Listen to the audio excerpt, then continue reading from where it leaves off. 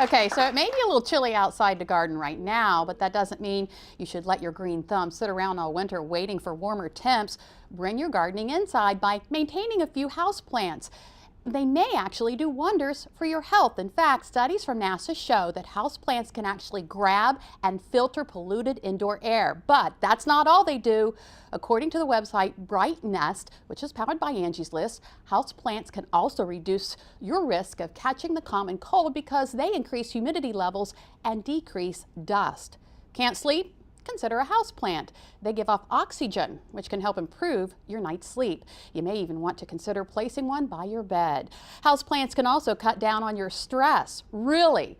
According to Bright Nest, houseplants can contribute to a feeling of well-being, which in return can calm you and make you more optimistic. Houseplants may even help moisturize your skin. They're able to soften the air and increase the moisture level in your home. Who knew? But there are so many houseplants available. Which ones may be right for you? Gardening expert Ginny with the University of Maryland Extension Office is here to help us decide. And I guess that's no wonder you're so bright and cheerful and optimistic all the time. You're surrounded by plants. That was my secret, but now it's out. It's out. Good. I didn't realize there were so many health benefits. Oh, it's amazing. And the more research that goes on, the more they figure it out, which is wonderful. But you know, a lot of people are afraid to grow a houseplant, and sometimes it is the easiest thing in the world. Yeah. Well, let's talk about houseplants. There are quite a few. Oh yes, yeah.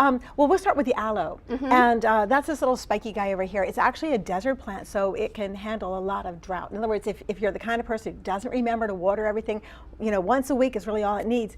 I like to keep that in my kitchen because it has more than just one health benefit. If you burn yourself in the kitchen, you can cut a leaf and smear that jelly on you, and it clears that burn. Very handy. Very, very handy. Okay, so next we have a Chinese evergreen. Right, okay. That was also called the peace plant right here. Oh, okay. And that's a type of plant that doesn't need an awful lot of light. And that's really good because a lot of people go, well, I don't have all the windows, or I have my windows and I don't want to have a plant nearby. So this can go in a room that doesn't have a lot of bright light. Gotcha. And just dust it off. All right. Now this one right here, this is the dragon tree? Dragon tree, right. It's a Dracaena marginata dragon tree.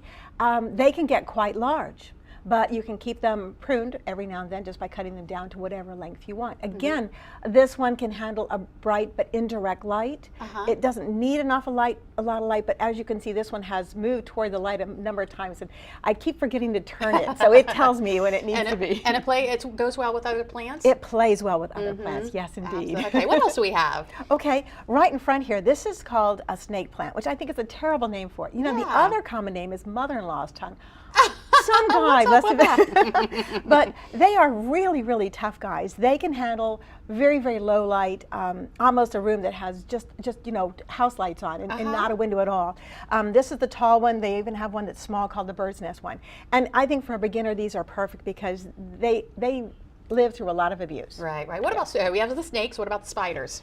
Spider plants, they're really cool too. They have a tendency to get brown on the tips, and a lot of people get real concerned about that.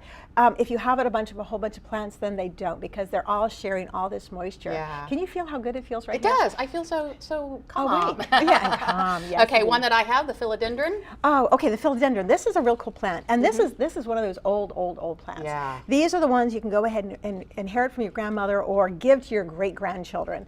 And all it needs is a little bit of light, not a lot of light because it burns actually with too much light, and just water it once a week and let it grow. And so you can vine it around. Yes.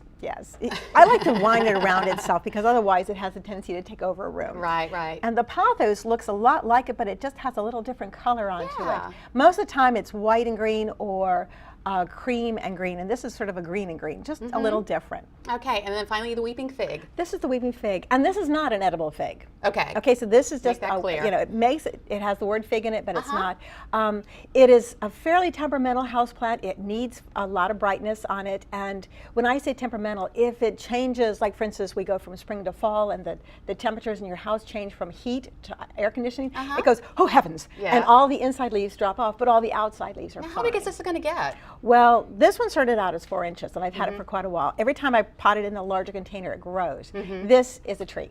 That's a tree. This can be a tree in your house. Uh-huh. It can get to be taller than me. Oh, wow. Very much so. Okay. Not a lot of things, anyways. But no, this can be very small, but you can keep it small by keeping the container small. Okay, all right. And I guess the best thing I would say is if you have like a water conditioning system that's made with salts, you want to actually collect the water from a different source because that's too much salt. Really? Yes. So I have a reverse osmosis system that I fill up and then I water all my plants with that instead of the water conditioning system. Very interesting. I never knew that. Does that apply to all plants or just certain ones? All plants. Okay. Too much salt is too much. All right, Ginny, thank you so much. Always good information. And if you missed any of the information on caring for your house plants, go to delmarvalife.com and click on the show tab. Well, houseplants aren't the only thing that can make us feel good. How about a delicious dinner that's full of flavor? Up next on Delmarva Life, we're in the kitchen making a lobster risotto like the pros, along with a pretty fancy salad to top it off. But first, we want you to be part of our studio audience. To book your seat, just visit delmarvalife.com and click on the show tab. There on the right side of the page is a ticket tab under For Our Audience. Or you can give us a call at 443-880-9116. Delmarva Life, we'll be right back.